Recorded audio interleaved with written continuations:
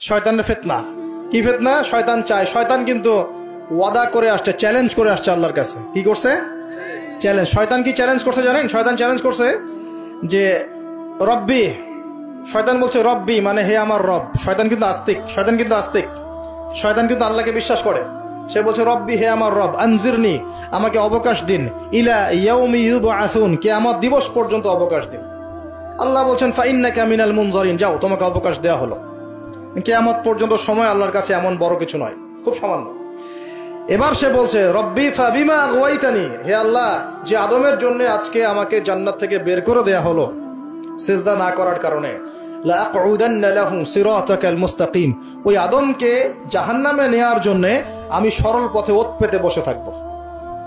বসে থাকে না শয়তান? সুম্মা লাআতিয়ান্না মিন বাইনি আইদিহিম, খুব ভালো করে জায়গাটা বোঝেন প্রিয় ভাইরা। শয়তান চ্যালেঞ্জ করে বলছে সুম্মা, এর পরে আমি আসব আদম সন্তানের সামন থেকে। কোত্থেকে?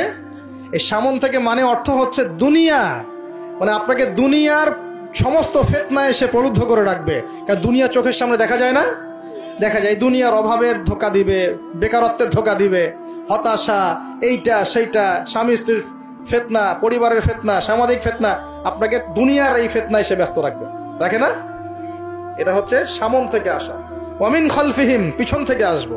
পিছন থেকে মানে আপনাকে পরকাল সম্পর্কে হতাশ করে দিবে, এবং পরকাল সম্পর্কে আপনাকে কুধারণা সৃষ্টি করবে, এবং পরকাল সম্পর্কে আপনার মধ্যে একটা গাফিলতি সৃষ্টি করে দিবে যে পরকাল না, পরে দেখা যাবে। হ্যাঁ, পিছনে কি আছে? পরকাল না? পিছনটা পরকাল। তো পরকাল আসবে যখন তখন দেখা যাবে। হ্যাঁ, বৃদ্ধ হলে তখন তওবা করে নিব, এখনো কি তাড়াহুড়ার কি আছে, পরে দেখা যাবে শেষ বয়সে। এরকম করে আপনাকে ভুলিয়ে ভালিয়ে রাখবে পিছন থেকে। আবার হতাশ করে দিবে, আমার পরকালে আমার জান্নাত হবে না, আমি তো এত আমল করতে পারি নাই, হ্যাঁ আমার কি হবে, আমি আমার আত্মহত্যা ছাড়া কোনো পথ নাই, এভাবে হতাশ করে ফেলবে আপনাকে পিছন থেকে। সুম্মা লাআতিয়ান্না মিন বাইনি আইদিহিম ওয়া মিন খালফিহিম, সামন থেকে আসবো, পিছন থেকে আসবো, ওয়া আন আইমানিহিম, ডান দিক থেকে আসবো। ডান দিক মানে কি? এটার ব্যাখ্যাও চমৎকার। ডান দিক মানে কি? আমরা বলি না ডান পক্ষ খুব ভালো মনে করি না? ডান পক্ষ ভালো, ডান দিকটা ভালো, শুভ মনে করি তো। ডান দিক হচ্ছে আপনাকে নেক্সট সুরতে সে ধোকায় ফেলবে। ডান দিক মানে কি? নেক্সট সুরতে ধোকায় ফেলবে। মনে করেন ডান দিক মানে ভালো, মানে আপনি নামাজ পড়ছেন কিন্তু নামাজের মধ্যে শিরক ঢুকাই দিবে, মানুষ দেখতেছে ভালো করে নামাজ পড়ে, নামাজ যাকাত দিচ্ছেন, দান সৎকা করছেন, মনের মধ্যে রিয়া ঢুকাই দেবে, ভালো কাজই তো করছে, ঠিক আছে? মানে হ্যাঁ, এটাও ঠিক। ওই যে হালাল প্রেমের দিকে উদ্বুদ্ধ করার চেষ্টা করবে, নেক্সট সুরতে ধোকা, নেক্সট সুরতে। হ্যাঁ, নেক্সট মানে আলেম হয়েছে মানুষ, সবাই একদম বড় বক্তা আলেম সব বলছে, মনের মধ্যে অহংকার, নেক্সট সুরতে ধোকা, ঠিক আছে? বা মনে হচ্ছে যে এক ভাইয়ের গীবত তহমত সমালোচনা করাকে সে দিনের পথে সংগ্রাম মনে করছে, নেক্সট সুরতে ধোকা। হ্যাঁ, এক ভাইয়ের সমালোচনা করা, গীবত করা, তার চরিত্র উদ্ধার করে ফেলা, এটাকে সে মনে করছে যে দিনের জন্যই করছে, ঠিক আছে? নেক্সট সুরতে ধোকা। নেক্সট সুরতে ডান দিক থেকে মানে কি?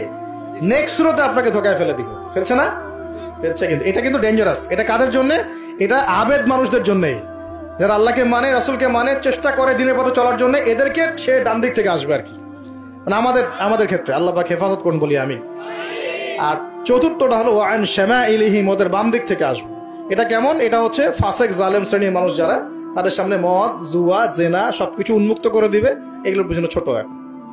তো এইভাবে চতুর্দিক থেকে শয়তান আসবে এবং বলবে, আল্লাহকে বলেছে ওয়ালা তাজিদু আকসারাহুম শাকিরিন, আল্লাহ আপনি বেশিরভাগ আদম সন্তানকেই শুকরগুজার পাবেন না।